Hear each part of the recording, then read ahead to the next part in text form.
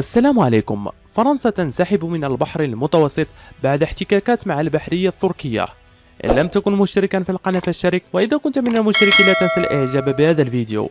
أعلنت فرنسا اليوم الأربعاء تعليق مشاركتها في العملية البحرية لحلف شمال الأطلسي في البحر الأبيض المتوسط بعد مواجهة مع سفن حربية تركية وسط تصاعد التوتر داخل الحلف العسكري بشأن الصراع في ليبيا.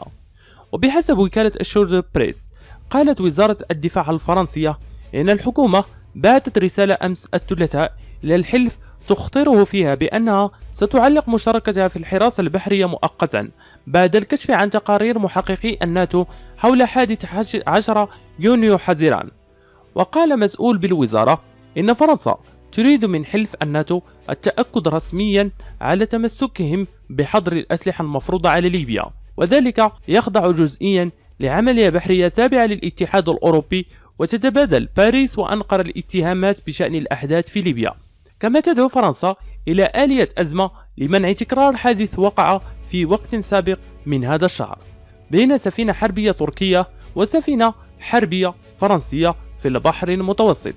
وتقول فرنسا إن الفرقة التابعة لها تلقت 3 تحذيرات بواسطة رادار الاستهداف البحري التركي عندما حاولت الاقتراب من سفينة مدنية ترفع علم تنزانيا يشتبه في طلوعها في تهريب الأسلحة وتصطحبها سفن تركية.